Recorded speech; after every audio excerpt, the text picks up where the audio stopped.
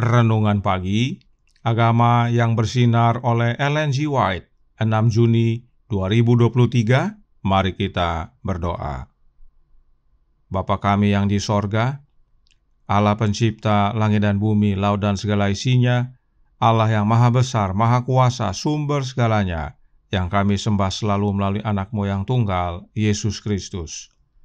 Terpujilah Yesus, anak Allah yang maha tinggi, yang adalah penebus, penolong, penghibur, pengantara kami. Pada pagi hari ini kami bersyukur boleh bangun dan berbakti, dan sebagaimana membaca dan mendengarkan nasihat firman-Mu, kiranya ini menjadi pembaharuan dalam hidup kami semua. Kami menjadi umat-umat Tuhan yang saling mendoakan. Beserta kami sepanjang hari ini kehendak-Mu yang jadi. Ampun kami akan dosa dan salah, karena kami berdoa hanya dalam nama anak Allah yang tunggal, Yesus Kristus, yang adalah Tuhan dan Juru Selamat kami. Amin. Renungan hari ini akan dibacakan oleh Saudara Amir Siregar. Kepada Saudara Amir, kami persilahkan. Terima kasih. Selamat pagi saudaraku dalam Tuhan. Bacaan kita tanggal 6 Juni 2023 berjudul Dalam Berdoa untuk Jiwa-Jiwa. Ayat yang terdapat dalam Filipi 1 ayat 4 dan 5. Dan setiap kali aku berdoa untuk kamu semua, aku selalu berdoa dengan sukacita. Aku mengucap syukur kepada Allahku karena persekutuanmu dalam berita Injil, mulai dari hari pertama sampai sekarang ini. Filipi 1 ayat 4 dan 5.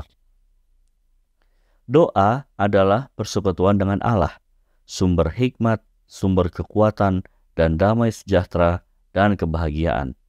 Paulus menasihati orang percaya untuk tetaplah berdoa. Dalam segala hal dengan doa dan permohonan, dengan ucapan syukur, menyatakan permintaan mereka kepada Allah. Saling mendoakan, kata Yakobus. Testimonies for the Church, volume 7, halaman 42.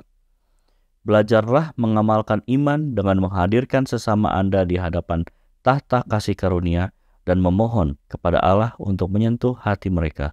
Testimonies for the Church, volume 8, halaman 245. Jiwa-jiwa harus dicari, didoakan, diusahakan. Permohonan yang sungguh-sungguh harus dilakukan. Doa yang sungguh-sungguh harus dipersembahkan. Permohonan kita yang lemah dan tanpa semangat harus diubah menjadi permohonan dengan kesungguhan yang kuat. Firman Allah menyatakan doa orang yang benar bila dengan yakin didoakan sangat besar kuasanya. Testimonies for the Church, volume 7, halaman 12. Dalam semua doaku untuk kamu semua, aku selalu berdoa dengan rasa gembira. Filipi 1 ayat 4. Pendeta tidak boleh memerintah dengan angkuh atas kawanan yang dipercayakan kepadanya, tetapi menjadi teladan mereka dan menunjukkan kepada mereka jalan ke surga. Dengan mengikuti teladan Kristus, dia harus mengantarai kepada Allah untuk orang-orang yang dia sayangi sampai dia melihat bahwa doanya dijawab. Testimonies for the Church, volume 4, halaman 267. Dan setiap kali aku berdoa, berdoa dengan sukacita. Demikian bacaan kita pada pagi hari ini. Tuhan Yesus memberkati. Terima kasih atas penata layanan Saudara Amir. Tuhan Yesus memberkati. Selamat pagi saudaraku dalam Tuhan. Tentang berdoa, renungan hari ini berkata dalam Radiant Religion halaman 159 paragraf 2. Doa adalah persekutuan dengan Allah, sumber hikmat, sumber kekuatan, dan damai sejahtera serta kebahagiaan. Siapakah Allah yang dimaksudkan?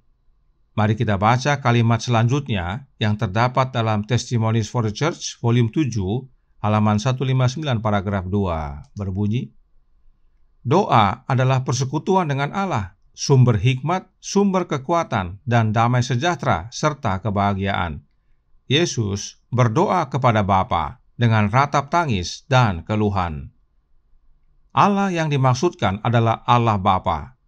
Dan itulah yang Yesus ajarkan kepada para murid-Nya serta kita semua, yaitu untuk berdoa kepada Bapa, sebab Bapalah sumber hikmat, sumber kekuatan, damai sejahtera, dan kebahagiaan. Dan Yakobus berkata, untuk kita saling mendoakan. Namun tidak hanya itu, mari kita baca selengkapnya apa yang Yakobus nyatakan. Yakobus 5 ayat 16 berbunyi, "Karena itu hendaklah kamu saling mengaku dosamu dan saling mendoakan, supaya kamu sembuh. Doa orang yang benar bila dengan yakin didoakan, sangat besar kuasanya." Jadi, sebelum kita saling mendoakan, kita perlu saling mengaku dosa, agar kita sembuh. Ini penting kita ketahui, sebab hasil dari saling mendoakan adalah kesembuhan. Dan untuk sembuh, kita harus mau saling mengaku dosa. Bagaimana caranya saling mengaku dosa? Roh Nubuat membantu kita. Counsels for the Church halaman 304 paragraf 4 menyatakan, dosa yang bersifat pribadi harus diakui kepada Kristus, satu-satunya perantara antara Allah dan manusia. Karena jika seorang berbuat dosa, kita mempunyai seorang pengantara pada Bapa, yaitu Yesus Kristus yang adil. 1 Yohanes 2 ayat 1. Setiap dosa adalah pelanggaran terhadap Allah dan harus diakui kepadanya melalui Kristus. Untuk dosa pribadi, yaitu yang hanya diri kita yang tahu, maka akuilah itu kepada Bapa melalui anaknya, sebab Yesuslah satu-satunya pengantara antara kita dan Bapa. Kemudian, Counsels for the Church halaman 304 paragraf 4 melanjutkan, setiap dosa terbuka harus diakui secara terbuka. Dan masih dalam buku yang sama dan halaman yang sama dikatakan, kesalahan yang dilakukan terhadap sesamanya harus diperbaiki dengan orang yang telah disakiti. Inilah cara-cara untuk saling mengaku dosa. Ada yang kita akui sendiri kepada Bapa, yaitu melalui anaknya, ada yang kita akui di depan umum, dan ada juga yang kita akui kepada siapa kita berbuat kesalahan. Baru sesudah itu kita bisa saling mendoakan supaya kita sembuh. Kemudian ada juga mendoakan bagi mereka yang dalam jemaat. Renungan hari ini berkata dalam Radiant Religion, halaman 159 paragraf 4. Jiwa-jiwa harus dicari, didoakan, diusahakan. Permohonan yang sungguh-sungguh harus dilakukan. Doa yang sungguh-sungguh harus dipersembahkan. Jika ada anggota yang tidak hadir ibadah atau undur dari persekutuan, kebiasaan orang pada umumnya adalah mengira-ngira penyebabnya, yang mana akhirnya bisa menjadi gosip. Nah, sebelum dilawat, ada baiknya secara jemaat mendoakan dengan sungguh-sungguh. Kita dinasihatkan untuk berdoa sungguh-sungguh dan bukan mengira-ngira penyebabnya. Dan terakhir, berdoa untuk orang yang sakit. Perhatikan nasihat berikut yang terdapat dalam Counsels for the Church, halaman 305 paragraf 1, menyatakan, dalam doa untuk orang sakit harus diingat bahwa sebab kita tidak tahu bagaimana sebenarnya harus berdoa, Roma 8 ayat 26. Kita tidak tahu apakah berkat yang kita inginkan akan menjadi yang terbaik atau tidak. Oleh karena itu, doa-doa kita hendaknya mencakup pemikiran ini. Tuhan, Engkau mengetahui rahasia setiap jiwa. Engkau mengenal orang-orang ini. Yesus, pengantara mereka, memberikan hidupnya bagi mereka. Kasih-Nya bagi mereka lebih besar daripada kasih kami.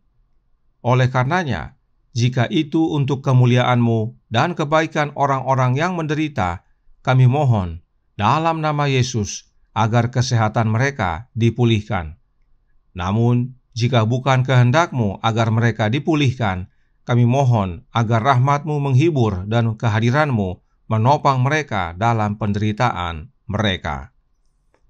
Inilah nasihat untuk mendoakan orang yang sakit. Kita tidak tahu apa yang terbaik untuk yang sakit. Karenanya, meski kalimatnya tidak harus sama, tetapi ingat prinsipnya, yaitu Yesus yang tahu rahasia setiap jiwa. Dia yang mengenal orang yang sakit tersebut dan telah memberikan hidupnya kepada si pesakit. Yesuslah pengantara si orang sakit.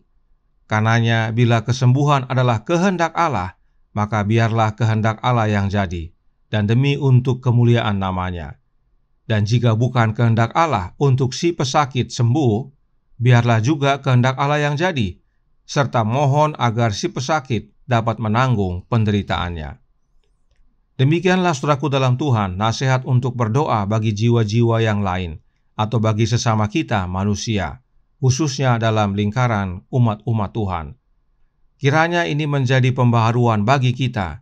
Kita menjadi umat yang mau saling mengaku dosa, mau saling mendoakan agar kita semua sembuh. Tuhan memberkati. Saya bawa dalam nama Yesus. Amin. Mari kita berdoa. Bapa kami yang di sorga, Allah pencipta langit dan bumi, laut dan segala isinya, Allah yang maha besar, maha kuasa, sumber segalanya, yang kami sembah selalu melalui anak-Mu yang tunggal, Yesus Kristus. Terima kasih atas nasihat yang menguatkan pada pagi hari ini. Nasihat yang penting, yaitu untuk kami saling mengaku dosa, sebelum kami saling mendoakan, agar hasilnya adalah kesembuhan bagi kami, khususnya kesembuhan rohani. Masing-masing kami perlu mengaku dosa-dosa pribadi kepada Engkau ya Bapa melalui anak-Mu. Masing-masing kami perlu mengaku dosa secara umum bila mana kami bersalah kepada banyak orang. Demikian juga kami perlu mengaku dosa kepada mereka yang kami sakiti. Dan biarlah kami juga dengan sungguh-sungguh mendoakan mereka yang undur dari persekutuan, serta mendoakan yang sakit dan menyerahkan kepada kehendak-Mu, ya Bapa. Karenanya tolong kami ya Bapa, curahkan roh anak-Mu dalam hati ini, sebab hanya oleh kedatangan Kristus dalam hati kami tahu apa yang harus kami lakukan dalam mendoakan sesama, dan kami tahu apa yang harus kami sampaikan. Sebab di luar Kristus kami tidak dapat berbuat apa-apa. Beserta kami sepanjang hari ini kehendak-Mu yang jadi, ampun kami akan dosa dan salah, karena kami berdoa hanya dalam nama Anak Allah yang tunggal, Yesus Kristus, yang adalah Tuhan dan Juru Selamat kami. Amin.